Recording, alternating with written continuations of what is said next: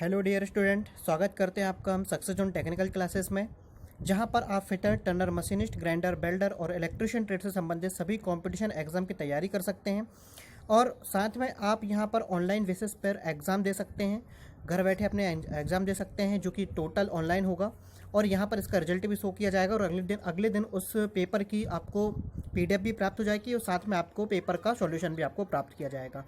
तो आज हम अगर आपने वीडियो को लाइक नहीं किया है तो आप फटाफट वीडियो को लाइक कर दें, और अगर अभी तक आपने वीडियो को सब्सक्राइब नहीं किया है तो सब्सक्राइब भी कर दें, क्योंकि आने वाले और भी आपको वीडियो फटाफट आपको प्राप्त हो सकें, क्योंकि अभी मैं काफ़ी सारे टॉपिक वाइज वीडियो भी बनाने वाला हूँ। तो आप जुड़े रहिए सक्सेस जोन के साथ। अगर आप अपनी कैरियर को देना चाहते हैं, एक नई दिशा, एक नई राह देना चाहते हैं, तो आप जुड़ें सक्सेस जोन के साथ, क्योंकि सक्सेस जोन ने काफ़ी सारे सिलेक्शन दिए हुए हैं। बिलीव कीजिए, विश्वास कीजिए।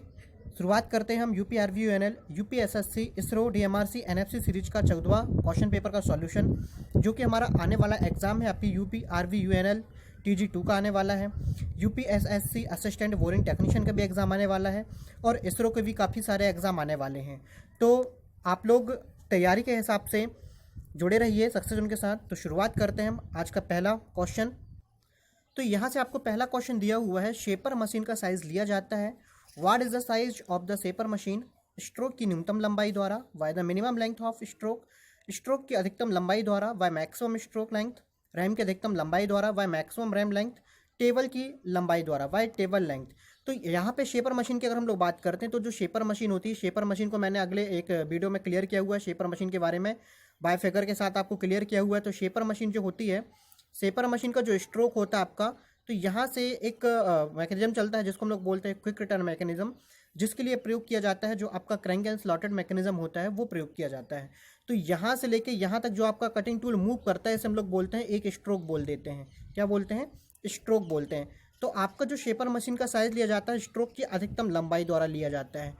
स्ट्रोक की अधिकतम लंबाई जॉब की जितनी लंबाई होती है, सपोज दैट जॉब की जितनी लंबाई है, तो जॉब स्ट्रोक हमारा यहाँ से लेके यहाँ तक, अर्थात जॉब के एक कॉर्नर के 50 से 100 mm छोड़कर दूसरे कॉर्नर पर भी 50 से 100 mm आगे तक क्या लिया जाता है? स्ट्रोक की लंबाई ली जाती है। तो यहाँ से हमारा आंसर क्लियर हो जाता है। आंसर हो जाता है हमारे यहाँ पे भी स्ट्रोक की अधिकतम लंबाई द्वारा। अगले क्वेश्चन की तरफ चलते हैं। क्वेश्चन पूछा गया है, बड़े व्यास के होल को स्क्रैप करने के लिए प्रयोग होता है। Use to scrap off large diameter hole, half round scraper, bull nose scraper, triangular scraper and then flat scraper. तो यहाँ पे मैं आपको काफ़ी सारे स्क्रैपर के बारे में डिस्कस करूँगा। पहले तो स्क्रैपर के बारे में बता देता हूँ। जो स्क्रैपर होता है, स्क्रैपर को बनाया जाता है, जो आपकी फाइल होती है, फाइल, पुरानी फाइलों को, पुरानी फाइलें जो कि ख़राब हो जाती है, उनके माध्यम से हम लोग स्क्रैपर को बनाते हैं। स्क्रैपर का मुख्य प्रयोजन किया जाता है कि फाइलिंग के पश्चात जो सरफेस के अपर लेवल के जो स्पॉट्स रह गए हैं, जो ऊपरी स्पॉट्स रह जाते हैं, जैसे कि आपने देखा, मान के चलो अगर आपकी कोई ये सरफेस और सरफेस में कोई इस टाइप से आपके ऊपर स्पॉट्स रह गए हैं, तो उसको हम लोग वाई स्क्रैपर के माध्यम से क्या कर देते हैं? दूर कर देते हैं। स्क्रैपिंग के माध्यम से हम लोग क्या कर देते हैं? दूर कर देते हैं। तो स्क्रैपिंग अलाउंस भी कई बार पूछा जाता है। स्क्रैपिंग अलाउंस होता है आपका 0.1 से 0.4 mm के आसपास स्क्रैपिंग अलाउंस होता है, और स्क्रैपर द्वारा एक पास में 0.005 mm से 0.007 mm तक धातु काटी जाती है। यहाँ पे मैं आपको स्क्रैपर के बारे में और क्लियर। तो यहाँ पे आप देखेंगे कि यहाँ पे सबसे पहले फ्लैट स्क्रैपर के बारे में लिखा हुआ है। जो फ्लैट स्क्रैपर का पॉइंट एंगल होता है, वो होता है आपका 81 डिग्री होता है फ्लैट सतह की स्क्रैपिंग के लिए। किसके लिए होता है? फ्लैट सतह की स्क्रैपिंग के लिए इसका प्रयोग होता है। हुक स्क्रैपर का भी पॉइंट एंगल 81 डिग्री होता है, और ये बनाया जाता है आपका, जो आपका फ्लैट स्क्रैपर होता है, फ्लैट स्क्रैपर के ही आगे के सिरे को 90 डिग्री में बेंड करके बनाया जाता है। इसका जो मुख्य उद्देश्य होता है, वो होता है बड़ी फ्लैट सतह पर स्ट्रोक को खींचते हुए मध्य भाग की स्क्रैपिंग करने, फ्लोवरिंग या फिर फ्रसलिंग या फिर प्लम्बर वर्क तथा मेटल वर्कर में इसका प्रयोग किया जाता है। अगला हमारा है ट्रायंगुलर स्क्रैपर। इसको हम लोग 3 स्क्वायर स्क्रैपर के नाम से भी जानते हैं। इसका एंगल होता है 45 डिग्री टू 65 डिग्री। और जो बुश वेयरिंग के अंदरूनी किनारे होते हैं, तो बुश वेयरिंग के अंदरूनी किनारे की स्क्रैपिंग करने और होल की एज से बर को हटाने के लिए भी किसका प्रयोग करते हैं हम लोग? ट्रायंगुलर स्क्रैपर का। अगला हमारा दिया हुआ है हाफ राउंड स्क्रैपर। तो हाफ राउंड स्क्रैपर का प्रयोग कहाँ किया जाता है? हाफ राउंड स्क्रैपर का पॉइंट एंगल होता है 55 डिग्री टू 60 डिग्री। इसे वेयरिंग स्क्रैपर भी बोलते हैं। क्वेश्चन पूछा जाता है कि किसे वेयरिंग स्क्रैपर के नाम से जानते हैं, तो हाफ राउंड स्क्रैपर को वेयरिंग स्क्रैपर भी कहते हैं। वेयरिंग की स्क्रैपिंग करने के लिए किसका प्रयोग किया जाता है? हाफ राउंड स्क्रैपर का प्रयोग किया जाता है। अगला आ जाता है हमारा बुलनोज स्क्रैपर। बुलनोज स्क्रैपर जो बड़ी वेयरिंग सरफेस होती है, बड़ी वेयरिंग सरफेस की स्क्रैपिंग के लिए बुलनोज स्क्रैपर होता है। और टू हैंडल स्क्रैपर का प्रयोग किया जाता है बड़ी फ्लैट तथा बड़ी कर्व सतह की स्क्रैपिंग करने के लिए। किसका प्रयोग करते हैं हम लोग? टू हैंडल स्क्रैपर का प्रयोग करते हैं। तो यहाँ से जो हमारा आंसर क्लियर हो जाता है वो हो जाता है हमारा bull nose scraper. Bull nose scraper का प्रयोग करते हैं बड़े व्यास के होल को स्क्रैप करने के लिए। ध्यान दीजिएगा, आप लोग को वीडियो को पॉज करना है। वीडियो को पॉज करने के पश्चात सारी चीज़ें आपको नोट करना है। अगले क्वेश्चन की तरफ चलते हैं। क्वेश्चन पूछा गया है स्लॉटर मशीन पर गियर के दांते काटे जा सकते हैं। Teeth of gear can be cut on a slaughter machine. तो जो स्लॉटर मशीन होती है, स्लॉटर मशीन में सबसे ज़्यादा या मुख्य रूप से अगर हम लोग बात करें कि किस गियर के दांते काटे जाते हैं, तो चूंकि आपकी जो स्लॉटर मशीन है वो कंटिन्यूअस केवल अप एंड डाउन मोशन में ही मूव करती है, अप एंड डाउन मोशन में। तो अप एंड डाउन मोशन में एकदम जो आपके जो गियर होते हैं, गियर के दांते एकदम सीध में काटे जाएंगे। गियर के दांते एकदम सीध से काटने के लिए हमारा जो स्पोर गियर होता है, स्पोर गियर के दांते एक्सेस के एकदम कैसे होते हैं? पैरेलल होते हैं। तो स्लॉटर मशीन में हम लोग मुख्य रूप से स्पोर गियर के दांते काट सकते हैं। अगला हमारा क्वेश्चन दिया हुआ है कार्बाइड कटिंग टूल के सिग्नेचर में निम्नलिखित में से कौन एंड रिलीफ एंगल है? Which of the following is an end relief angle is the signature of a carbide tool cutting tool? 0 degree, 7 degree, 6 degree, 8 degree, 15 degree and then 16 degree. तो मैं आपको सबसे पहले कटिंग टूल के signature की तरफ लेके चलता हूँ। कटिंग टूल के सिग्नेचर मैंने पुरानी वीडियो में भी काफ़ी क्लियर किए हुए हैं, तो आप यहाँ पे देखेंगे कटिंग टूल के सिग्नेचर। तो आप यहाँ पर देखेंगे कि मैंने आपको सामने फ्रंट में स्क्रीन पे दिखाया हुआ है nomenclature of the single point cutting tool, signature of the cutting tool, या फिर signature of the cutting tool में कितने एलिमेंट होते हैं? कुल मिला के 7 एलिमेंट होते हैं। सबसे पहला एंगल होता है, सबसे पहला एलिमेंट जो होता है वो होता है बैक रेक एंगल या फिर टॉप रेक एंगल। इसके लिए आपको काफ़ी पुरानी वीडियो में जाना पड़ेगा जहाँ से आप इन सब के बारे में नॉलेज ले सकते हैं। तो ये पहला आपका बैक रेक एंगल होता है और अंतिम जो 6 दिए हुए हैं वो आपके ये दिए हुए हैं। तो आप देख सकते हैं side rake angle and relief angle, side relief angle and clearance angle, side clearance angle and nose radius. तो आपको क्वेश्चन में पूछा क्या गया है? आपको क्वेश्चन में पूछा गया है जो आपका एंड रिलीफ एंगल पूछा गया है, कितना कौन सा पूछा गया? And relief angle. And relief angle कितने नंबर पे आ रहा है आपका? 3 नंबर पे आ रहा है। अब हम क्वेश्चन की तरफ चलते हैं। क्वेश्चन में जो तीसरा नंबर होगा उस पर कॉन्सेंट्रेट करेंगे। तो हमारे क्वेश्चन के अकॉर्डिंग जो सबसे पहले आता है हमारा बैक रेक एंगल, फिर आता है साइड रेक एंगल, फिर आता है एंड क्लियरेंस एंगल। तो हमारा जो 6 दिया हुआ है वो क्या हो जाएगा? हमारा एंड क्लियरेंस एंगल हो जाएगा। तो हमारा यहाँ से आंसर निकल कर आ जाता है 6 एंड क्लियरेंस एंगल। अगले क्वेश्चन की तरफ चलते हैं। क्वेश्चन पूछा गया है प्लेनर मशीन में टूल हेड का कार्य कौन करता है? In the planar machine the work of the tool head. Option है वर्टिकल स्पीड, वर्टिकल फीड, क्षैतिज स्पीड या फिर उपयुक्त सभी। तो यहाँ से हमारा आंसर क्या आ जाएगा? तो प्लेनर में जो आपका जो टूल हेड होता है, प्लेनर का जो टूल हेड होता है वो केवल उस वर्टिकल फीड का कार्य करता है। किसका कार्य करता है? Only vertical feed. आंसर आ जाएगा हमारे यहाँ पे B, vertical feed. Next question की तरफ चलते हैं। क्वेश्चन पूछा गया है कि जब आप ड्रिलिंग करते समय फीड रेट बहुत कम होने के कारण निम्न प्रभाव उत्पन्न होता है। The following effects is produced when the feed rate it's too low while drilling. Option से अच्छी फिनिश प्राप्त होती है, get a good finish, drill chattering करता है, drill dust to chattering, drill की कटिंग एज की लाइफ अधिक होती है, the cutting edge of the drill has longer life, और यह सभी। तो हमारे आंसर जो हमारा निकल कर आता है, आप देखेंगे कि जब आप किसी भी कटिंग टूल की अगर हम लोग बात करें कि जब हम लोग फीड रेट को बहुत कम रखते हैं, अर्थात चाहे आपका सिंगल पॉइंट कटिंग टूल हो चाहे आपका मल्टी पॉइंट कटिंग टूल हो, यदि आप फीड रेट को बहुत कम रखते हैं तो ड्रिल जो होगा, यहाँ पे जैसे ड्रिल की बात की गई है, तो ड्रिल आपका क्या करता है? चैटरिंग करता है। आंसर यहाँ से हमारा बी निकल कर आता है। फीड रेट कम होने के कारण ड्रिल क्या होता है? हमारा चैटरिंग करता है। एग्जाम्पल के रूप में अगर हम लोग बात करें कि जब आप एक कागज़ पे, अपनी कागज़ पे जब आप पेंसिल को एकदम स्लो बेसिस पर चलाते हैं तो आपके निशान इस तरह से आते हैं, मतलब ये चैटर के निशान आ रहे हैं। तो इस तरह से आपके ये चैटरिंग के निशान होते हैं। अगला क्वेश्चन पूछा गया है शेपर की कटिंग स्पीड में खाली स्थान को नहीं गिना जाता है। ऑप्शन है फॉरवर्ड स्ट्रोक की दूरी, बैकवर्ड स्ट्रोक की दूरी, जॉब की लंबाई, उपयुक्त में से कोई नहीं। तो शेपर की कटिंग स्पीड में जब हम लोग स्ट्रोक की बात करते हैं तो जो हमारा जॉब होता है ये हमारा जॉब है। तो शेपर मशीन का जो रैम होगा, ये शेपर मशीन का टूल है आपका, ये टूल आपका जॉब के पीछे लगभग 50 से 100 mm और जॉब के आगे लगभग 50 से 100 mm के आसपास मूव करता है। मतलब ये हमारा टोटल कटिंग स्ट्रोक होता है। तो यहाँ से आपका केवल एक बार ये कटिंग टूल आता है और एक बार क्या हो जाता है? बैक हो जाता है।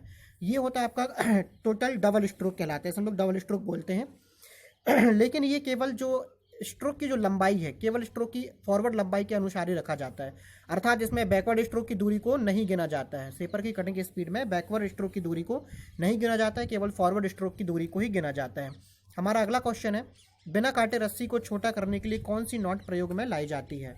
Which knot are use to shorten the rope without cuttings? Option हैं double hitch knot, slip knot, sheepshank knot या फिर स्क्वायर नॉट। तो इसके बारे में भी आपको पहले काफ़ी सारी वीडियो में मैंने क्लियर किया हुआ है। तो यहाँ पे आप देखेंगे कि बिना काटे रस्सी को छोटा करना है। एग्जाम्पल के रूप में अगर मैं बात करता हूँ तो ये हमारी मान के चलो एक बड़ी सी रस्सी है। अब इसको हमको काटना भी नहीं है और छोटा भी करना है, तो क्या करेंगे हम लोग इसको इस तरह से लपेट करेंगे, इस तरह से हम लोग लपेट करेंगे और जहाँ पे छोर होगा उसके एक तरफ वाले एक छोर के एक सिरे को बांध देते हैं और दूसरे वाले से दूसरे सिरे को बांध के अलग कर देते हैं।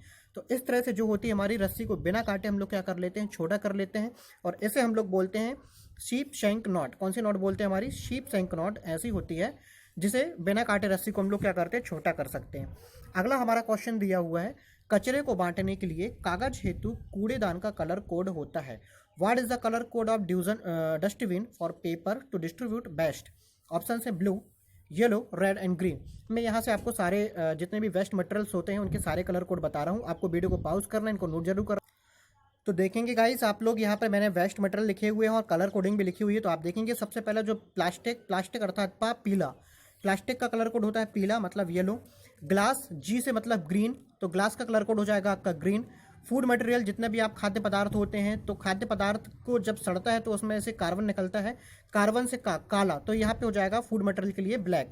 मेटल चिप्स क्या होते हैं, काफ़ी ज़्यादा खतरनाक होते हैं, अर्थात मेटल चिप्स जरा से भी अगर आपने असावधानी बरती तो क्या निकलता है, ब्लड का कलर क्या होता है, रेड। तो यहाँ से मेटल चिप्स के लिए क्या हो जाएगा आपका रेड। पेपर का आपने देखा होगा पेपर, तो पेपर जब आप देखेंगे पेपर को बनाने के लिए मैक्सिमम लकड़ी का प्रयोग किया जाता है और लकड़ी को पानी के साथ मिलाकर पेपर बनाया जाता है। तो पानी का कलर, अगर हम लोग समुद्र का कलर की बात करते हैं तो समुद्र का कलर अर्थात नीला के आसपास होता है। तो यहाँ से पेपर के लिए क्या हो जाएगा आपका ब्लू हो जाएगा। आगे भी कुछ और प्रोवाइड करवाए गए हैं, आगे भी आप देखेंगे कि अदर देन कोई एनी मटेरियल्स होते हैं, कोई अतिरिक्त कोई मटेरियल्स होता है जिसके लिए हमको कलर कोड चुनना होता है, तो हमारा उसके लिए कलर कोड क्या हो जाएगा, स्काई ब्लू। यहाँ से आपको वीडियो को पॉज करना है, इन सारी चीज़ों को आपको नोट जरूर करना है, ध्यान दीजिए। तो यहाँ से हमारा जो आंसर निकल कर आता है वो क्या हो जाएगा, हमारा कागज के लिए क्या हो जाएगा आंसर। तो कागज के लिए मैंने जस्ट अभी बताया आपको, कागज के लिए क्या हो जाता है, ब्लू हो जाता है। अगले क्वेश्चन की तरफ चलते हैं। क्वेश्चन है नंबर 10।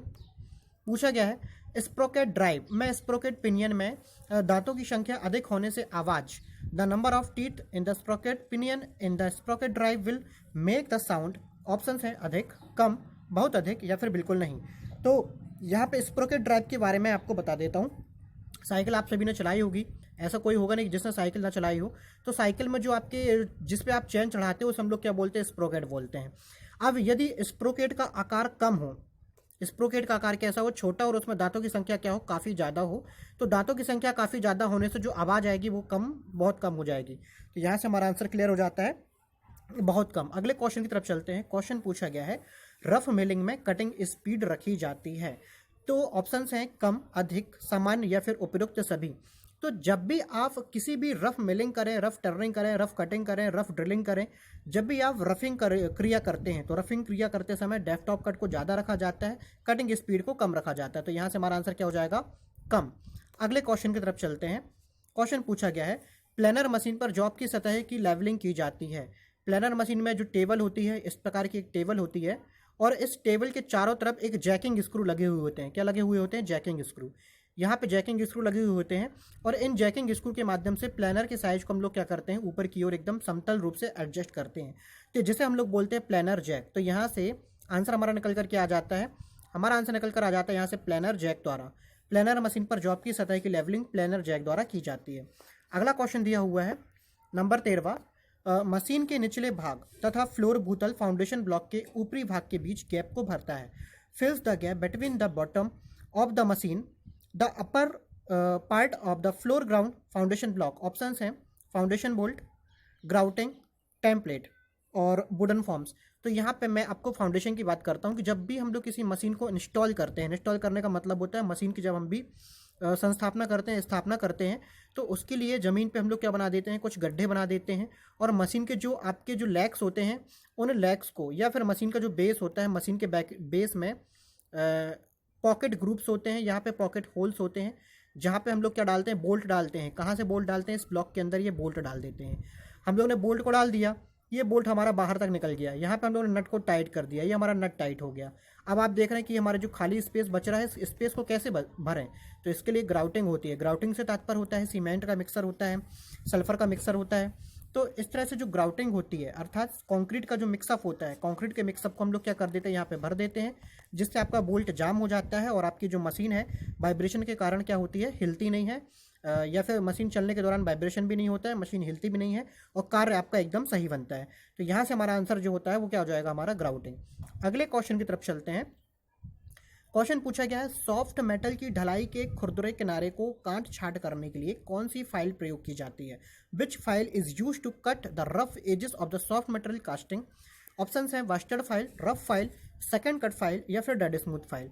तो यहाँ पे जब भी आप कोई भी कास्टिंग करते हैं तो कास्टिंग करने के दौरान बीच में आपने देखा होगा जो ज्वाइनिंग होती है, ज्वाइनिंग से थोड़ा सा हिस्सा निकला हुआ होता है, या फिर इनके जो किनारे होते हैं इन किनारों को हल्की बहुत थोड़ी बहुत काट छांट करने की आवश्यकता होती है। तो इसकी काट छांट के लिए कौन सी फाइल का प्रयोग किया जाता है दोस्तों? इसकी काट छांट के लिए हमेशा रफ फाइल का प्रयोग किया जाता है। अगले क्वेश्चन की तरफ चलते हैं। क्वेश्चन है हमारा, स्लॉटर मशीन पर पीतल की मशीनिंग के लिए कटिंग स्पीड मीटर प्रति मिनट रखी जाती है।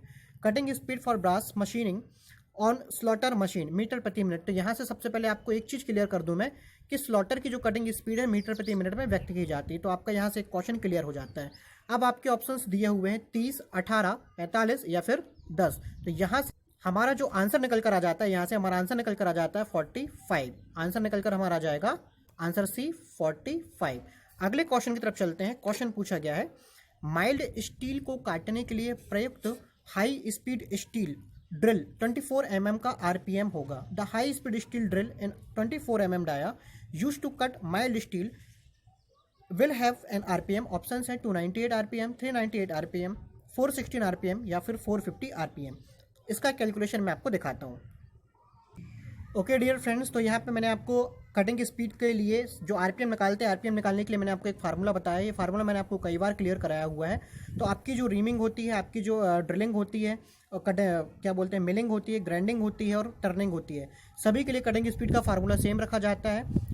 कब? जब ड्रिल का व्यास या फिर जो आपका जॉब है उसका व्यास किस में होना चाहिए, मिलीमीटर में होना चाहिए।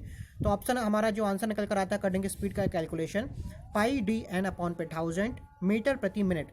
कटिंग स्पीड को स्फेरिकल स्पीड या फिर सरफेस स्पीड के नाम से भी जाना जाता है।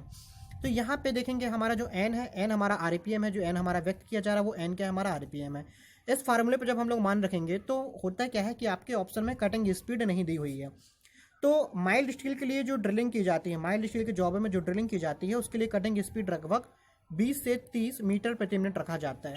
तो मैंने आपको पहले भी वीडियो में, काफ़ी सारे वीडियो में मैंने आपको क्लियर किया हुआ है कि कभी भी जब आप कटिंग स्पीड को रखते हैं तो हमेशा मैक्सिमम कटिंग स्पीड ही आपको रखना है। तो यहाँ पे देखेंगे मैंने आपको मैक्सिमम कटिंग स्पीड रखी हुई है 30। पाई का मान है 22/7। ड्रिल का डाया हमारा 24 mm दिया हुआ है और हमको n क्या करना है, ज्ञात करना है। जब आप इस कैलकुलेशन को करेंगे तो कैलकुलेशन करने पर आपका आंसर निकल कर आता है 398। तो हमारा यहाँ से आंसर निकल कर आ जाता है 398 RPM। ऑप्शन हो जाएगा हमारा बी, 398 RPM। अगले क्वेश्चन की तरफ चलते हैं। क्वेश्चन हमारा, प्लेनर मशीन पर मशीनिंग करते समय फीड दी जा सकती है उच्च गति, high speed, power feed, rotary speed feed या फिर उपरोक्त सभी। तो यहाँ से आंसर जो निकल कर आ जाएगा, हमारा आंसर निकल कर आ जाएगा पावर फीड। इसलिए पावर फीड की बात करें क्योंकि जो प्लेनर मशीन होती है, प्लेनर मशीन काफ़ी बड़ी होती है और काफ़ी बड़ी होने के साथ साथ उस पर जॉब भी बड़े भारी होते हैं। तो जॉब को आप हाथ से खिसका नहीं सकते, टूल को आप हाथ से फीड दे नहीं सकते। तो किसको फीड देना चाहिए? Power feed. पावर फीड के लिए एक प्रकार का पावल मैकेनिज्म होता है जिसको मैं आपको समझाऊंगा कभी। पावल मैकेनिज्म का प्रयोग किया जाता है। अगला क्वेश्चन है, वर्गकारिता में त्रुटि को निम्न के उपयोग से शुद्धता से चेक किया जा सकता है। ऑप्शन है आपके ट्राई स्क्वायर तथा स्लिप गेज, ट्राई स्क्वायर तथा फीलर गेज, सिलेंडर स्क्वायर तथा slip gauge, bevel edge and try square. तो आपका जो कोई भी स्क्वायरनेस होती है, सपोज दैट आपकी कोई स्क्वायरनेस है, इसमें हमको शुद्धता से त्रुटि ज्ञात करनी है। तो ये हमने जॉब को रखा सरफेस टेबल पे, ये हमारे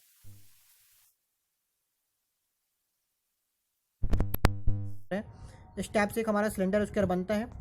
ये सिलेंडर स्क्वायर हमारा, ये सिलेंडर स्क्वायर रखा गया और इसके बीच में हम लोग लगाते हैं क्या, इसके बीच में हम लोग लगाते हैं स्लिप गेज। तो यहाँ से हमारा आंसर निकल कर आ जाता है सिलेंडर स्क्वायर तथा स्लिप गेज, सिलेंडर स्क्वायर तथा स्लिप गेज यहाँ से हमारा आंसर हो जाता है। वर्गकारिता में त्रुटि को सिलेंडर स्क्वायर और स्लिप गेज के उपयोग से अत्यधिक शुद्धता से क्या किया जा सकता है, चेक किया जा सकता है।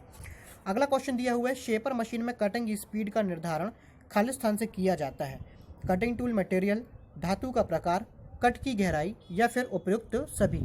तो शेपर मशीन में जब भी हम लोग कटिंग स्पीड का निर्धारण करते हैं तो कटिंग स्पीड के लिए जॉब का मटेरियल होना बहुत अनिवार्य होता है। जॉब का मटेरियल अगर सॉफ्ट है तो कटिंग स्पीड अधिक होगी, अगर जॉब का मटेरियल अगर हार्ड है तो कटिंग स्पीड कम होगी।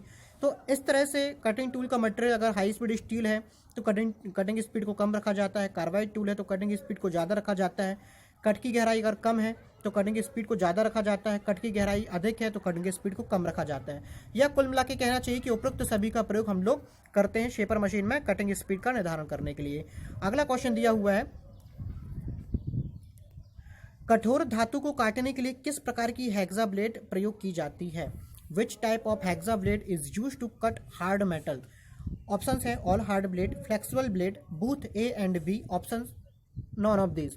तो जब भी आप किसी हार्ड मेटल की कटिंग करेंगे, हार्ड मेटल की कटिंग करने के लिए ऑल हार्ड ब्लेड का प्रयोग करना चाहिए, क्योंकि यदि आप फ्लेक्सिबल ब्लेड का प्रयोग करेंगे तो फ्लेक्सिबल ब्लेड के जो दांते होते हैं, फ्लेक्सिबल ब्लेड के केवल दांते वश को हार्ड एंड टेम्पर किया जाता है, जबकि ऑल हार्ड ब्लेड की पूरी बॉडी को हार्ड एंड टेम्पर किया जाता है।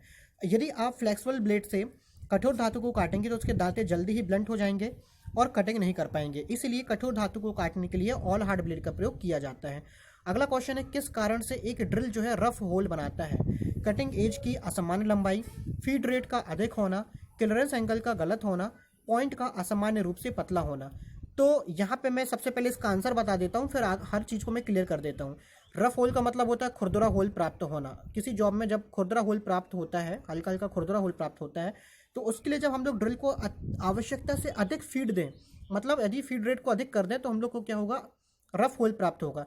जबकि यदि फीड रेट बहुत कम हो जाती है तो आपका ड्रिल चैटर करता है। अब यहाँ पे पहले पॉइंट को मैं क्लियर करता हूँ। कटिंग एज की अगर लंबाई असमान होती है, मतलब एक आपकी कटिंग एज ये है और दूसरी कटिंग एज आपकी ये है, तो दोनों की लंबाई क्या हो जाएगी, असमान हो जाएगी। इस कंडीशन में जो ड्रिल होगा अपने व्यास से अधिक डाया का क्या करेगा, ड्रिल जो होल बनाएगा। अगला दिया हुआ है क्लियरेंस एंगल का गलत होना। यदि क्लियरेंस एंगल गलत होगा आपका तो जो कटिंग प्रोसेस है वो सही प्रकार से होगी नहीं। पॉइंट का असामान्य रूप से पतला होना, पॉइंट का असामान्य रूप से पतला होने से ड्रिल कमजोर हो जाएगा, ब्लंट हो जाएगा। अगले क्वेश्चन की तरफ चलते हैं। क्वेश्चन पूछा गया है, स्लॉटिंग मशीन में कटिंग टूल द्वारा 1 मिनट में कटिंग स्ट्रोक द्वारा जो दूरी तय होती है उसे कहते हैं। तो कभी भी 1 मिनट में कटिंग टूल द्वारा जो भी दूरी तय की जाती है, चाहे वो ड्रिल हो, प्लानर हो, लेथ हो, शेपर हो, स्लॉटर हो, मिलिंग हो, कोई सी भी मशीन हो, अगर क्वेश्चन में दिया हुआ है कि 1 मिनट में कटिंग टूल द्वारा जितनी दूरी तय की जाती है उसे हम लोग हमेशा कटिंग स्पीड के नाम से जानते हैं। तो यहाँ से हमारा आंसर निकल कर आ जाता है कटिंग। अगला क्वेश्चन दिया हुआ है, वह ताप जिस पर से तेल में से वाष्प निकलने लगती है कहलाता है। The temperature at which vapour starts coming out of the oil is called fire point, flash point, pour point या फिर विस्कोसिटी। तो जब आपका जो कूलेंट लुब्रिकेंट होता है, लुब्रिकेंट से तात्पर्य होता है कि जो लुब्रिकेंट का प्रयोग किया जाता है वह दो पार्टों के बीच में घर्षण को कम करने के लिए और गति को तेज करने के लिए हम लोग लुब्रिकेंट का प्रयोग करते हैं। तो जो हमारा लुब्रिकेंट है, यदि लुब्रिकेंट में से आपका क्या निकलने लगता है, भाप निकलने लगता है, अर्थात भाप निकलने लगती है। तो भाप कब निकलने लगती है, भाप निकलने के कारण जो पॉइंट बनता है उसे हम लोग बोलते हैं फ्लैश पॉइंट। कौन सा पॉइंट बोलते हैं, फ्लैश पॉइंट। अगर यही भाप आपकी क्या पकड़ लेती है, आग पकड़ लेती है, क्या पकड़ लेती है, आपकी आग पकड़ लेती है, तो उसे हम लोग बोलते हैं फायर पॉइंट। इस प्रकार से विस्कोसिटी क्या होती है, किसी तरल पदार्थ का बहने का गुण विस्कोसिटी कहलाता है। और साथ में आपका पोर पॉइंट क्या होता है कि किसी भी लुब्रिकेंट का वह गुण जिसके कारण जिस तापमान पर उसे उड़ेला जा सके, अर्थात उसे बहाया जा सके, वह उसकी पोर पॉइंट कहलाता है। तो अगले क्वेश्चन की तरफ चलते हैं। क्वेश्चन पूछा गया है, कांसा तथा पीतल को काटने के लिए हेक्सा ब्लेड का यथोचित पिच है। Hexa blade have the proper pitch of cutting bronze and Bros. तो यहाँ से हमारा आंसर निकल कर आ जाता है 1.8 mm। ये हमारा पिच होता है किसके लिए, कांसा तथा पीतल को काटने के लिए। अब यदि क्वेश्चन पूछा जाता है कि पीतल के पाइप को काटने के लिए, पीतल के पाइप को काटने के लिए कितना पिच होना चाहिए, तो वहाँ पे आंसर आ जाएगा हमारा 1 mm।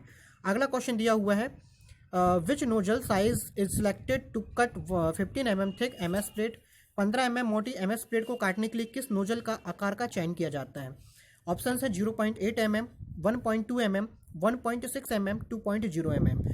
तो यहाँ से इसके लिए कोई फार्मूला तो नहीं है, मैं आपको एक पूरी सीरीज दिखा रहा हूँ जहाँ कि आप उससे याद कर सकें। तो यहाँ पे मैंने आपको कटिंग नोजल का साइज mm में बताया हुआ है, प्लेट की थिकनेस बताई हुई है आपको, और कटिंग ऑक्सीजन का प्रेशर बताया है किलोग्राम फुट प्रति सेंटीमीटर स्क्वायर में। तो यहाँ से आपको देखेंगे कि यहाँ से मैंने पूछा हुआ है 15 mm मोटी प्लेट। 15 mm मोटी प्लेट कहाँ के बीच में आ रही है? 6 से 19 mm के बीच में आ रही है, जिसके लिए हमारा कटिंग नोजल का साइज कितना हो जाएगा? 1.2। आपसे रिक्वेस्ट है वीडियो को पॉज करें, ये सारे साइज को नोट करें। और ये जो आप देख रहे हैं ये एक्चुअली क्या है कि जो हमारी मोटी प्लेट होती है, इस मोटी प्लेट को अगर हमको बीच से काटना है, और गैस कटिंग का जो नोजल होता है, इस नोजल का जो साइज है, ये जो नोजल का व्यास है वो कितना होना चाहिए, तो वो चीज़ यहाँ पर आपको बताई गई है। अगले क्वेश्चन की तरफ चलते हैं। यहाँ से हमारा आंसर जो है पहले क्लियर हो जाता है, हमारा 1.2 mm यहाँ से हमारा आंसर क्लियर हो जाता है। अगले क्वेश्चन की तरफ चलते हैं। शेपर मशीन में कटिंग टूल 1 मिनट में कार्य की सतह को स्पर्श करता हुआ जितना आगे चला जाता है उसे कहते हैं depth of cut, cutting speed, feed, या फिर इनमें से कोई नहीं। तो डियर गाइस, जैसा कि मैंने आपको पहले भी क्वेश्चन में क्लियर किया हुआ है, यदि आपको कटिंग टूल चाहे वो कोई सी भी मशीन हो 1 मिनट में चली गई दूरी अगर पूछता है तो हमेशा आंसर क्या आना चाहिए? हमेशा आंसर आना चाहिए कटिंग स्पीड। ध्यान दीजिए, मैंने यहाँ पे आपको शेपर की कटिंग स्पीड का परिभाषा, स्लॉटर की कटिंग स्पीड की परिभाषा दोनों को यहाँ पे क्लियर किया हुआ है, और साथ में ड्रिलिंग की कटिंग स्पीड का फार्मूला भी मैंने आपको यहाँ पे नोट किया हुआ है। तो वीडियो से आपको काफ़ी सारा फायदा होने वाला है। वीडियो को पॉज करके इनको नोट जरूर करें ताकि आपको इन फ्यूचर कभी भी प्रॉब्लम ना आए। अगले क्वेश्चन की तरफ चलते हैं। क्वेश्चन पूछा गया है, कास्ट आयरन एल्यूमिनियम जैसे सॉफ्ट मटेरियल को टेस्ट करने में उपयोगी होता है। Useful for testing soft material such as cast iron aluminium. Options हैं Vickers hardness, Brinell hardness, Rockwell, C scale and Shore method. तो इसके लिए भी मैंने आपको काफ़ी सारी चीज़ें क्लियर की हुई हैं। आपके जितने भी लो टेंसाइल स्ट्रेंथ मटेरियल्स होते हैं, लो टेंसाइल स्ट्रेंथ मटेरियल की टेस्टिंग करने के लिए ब्रेनेल मेथड का प्रयोग किया जाता है और HRB मेथड का प्रयोग किया जाता है। जितने भी हाई टेंसाइल स्ट्रेंथ मटेरियल्स होते हैं, जैसे टूल स्टील होता है, हाई कार्बन स्टील होता है, तो उनके लिए विकर्स मेथड प्रयोग की जाती है और HRC मेथड प्रयोग की जाती है। अभी किसी स्टूडेंट ने मेरे से क्वेश्चन किया था कि सर कटिंग टूलों की जो हार्डनेस है उसको हम लोग HRC में ही क्यों लिखते हैं, अदर देन जो भी और भी हार्डनेस की जो वैल्यू उसमें क्यों नहीं नोट करते हैं। तो मैं आपको यहाँ पे बताना चाहूँगा कि जो हमारी HRC मेथड होती है, HRC मेथड में हार्डनेस को नंबर के माध्यम से शो किया जा सकता है, जबकि अदर में काफ़ी कॉम्प्लिकेटेड होती है। ब्रेनेल मेथड में फार्मूले से निकालना पड़ता है, विकर्स मेथड में फार्मूले से निकालना पड़ता है, तो काफ़ी कॉम्प्लिकेटेड होता है उसको नोट करना। इसीलिए मैक्सिमम रूप से आपकी जो HRC में ही कटिंग टूल की स्पीड दी जाती है। यहाँ से आपका आंसर क्लियर हो जाना चाहिए। कास्ट आयरन एल्यूमिनियम जैसे सॉफ्ट मटेरियल के लिए जो हमारा आंसर निकल कर आता है वो हो जाएगा हमारा ब्रेनेल मेथड। अगले क्वेश्चन की तरफ चलते हैं। क्वेश्चन पूछा गया है, ब्रोचिंग विधि के लिए ब्रोच की लंबाई निम्न में से ज्ञात नहीं की जा सकती। Which of the following is not known broach length for broaching method. Options हैं हटाए जाने वाले मेटल की मात्रा से, the amount of metal to be removed, machine के स्ट्रोक की लंबाई से, by the length of the stroke of the machine, आवश्यक एक्यूरेसी तथा फिनिश की डिग्री से, required degree of accuracy and finish बनाए जाने वाले कंपोनेंट की संख्या से, by the number of components to be created. तो ब्रोचिंग के लिए जब हम लोग टूल की लंबाई लगा लेंगे, टूल की लंबाई निकालने के लिए कभी भी बनाए जाने वाले कंपोनेंट की संख्या से इसका कोई कनेक्शन नहीं होता है। कंपोनेंट आप कितनी भी संख्या बनाओ, इससे लंबाई का कोई कनेक्शन नहीं होता है। लेकिन हटा जाने वाले मेटल की मात्रा, अर्थात यहाँ से लेके हमको इतना मेटल हटाना है, बिल्कुल ये डिनोट करता है। मशीन के स्ट्रोक की लंबाई से मशीन का स्ट्रोक कितना चलता है, इससे भी निकाला जाता है। और आवश्यक एक्यूरेसी तथा फिनिश की डिग्री से भी हम लोग ब्रोच की लंबाई को ज्ञात करते हैं, लेकिन बनाए जाने वाले कंपोनेंट की संख्या से नहीं। अगला हमारा क्वेश्चन है, फाइल का स्पेसिफिकेशन दिया जाता है। ऑप्शंस है लंबाई, लेंथ, कट, ग्रेड एंड। तो यहाँ पर हमारा आंसर क्लियर हो जाएगा। ये काफ़ी इंपॉर्टेंट काफ़ी इजी क्वेश्चन है। ऑल ऑफ एबव, फाइल का स्पेसिफिकेशन सभी से दिया जाता है। अगला क्वेश्चन दिया हुआ है, बॉक्साइट का मेल्टिंग पॉइंट है। What is the melting point of bauxite? 1083 degree centigrade, 327 degree centigrade, 659 degree centigrade and 420 degree centigrade. Bauxite हमारा किसका अयस्क है? सबसे पहले आपको ये पता होना चाहिए। बॉक्साइट हमारा एल्यूमिनियम का अयस्क होता है। एल्यूमिनियम का गलनांक कितना होता है? एल्यूमिनियम का गलनांक होता है 659 डिग्री सेंटीग्रेड। कई कई केस में ये 648 भी पूछा जाता है, कुछ केसों में 660 भी पूछा जाता है। ओके, तो आज का हमारा ये क्वेश्चन पेपर क्लियर होता है। आज का हमारा ये क्वेश्चन पेपर क्लियर होता है। अगर आप इसका अगला जो सीरीज है NFC सीरीज का 15वां क्वेश्चन पेपर देना चाहते हैं तो आपको डिस्क्रिप्शन बॉक्स में लिंक प्रोवाइड कराई गई है, जहां से आप एनएफसी सीरीज का 15वां क्वेश्चन पेपर दे सकते हैं। साथ ही अगर आपको पीडीएफ प्राप्त करनी है तो पीडीएफ प्राप्त करने के लिए आपको टेलीग्राम की लिंक भी प्रोवाइड कराई गई है। टेलीग्राम लिंक में आप विजिट करके वहाँ से पीडीएफ प्राप्त कर सकते हैं। इनकेस अगर आपको कोई क्वेश्चन में डाउट है तो आप हमारे टेलीग्राम ग्रुप में हम शेयर कर सकते हैं, वहाँ से आप अपने सारे डाउट क्लियर कर सकते हैं। अगर आपका डाउट क्लियर नहीं होता है तो आप हमारे पर्सनल व्हाट्सएप नंबर पे भी अपने डाउट्स क्लियर कर सकते हैं। इसके साथ ही नमस्कार आप सभी से।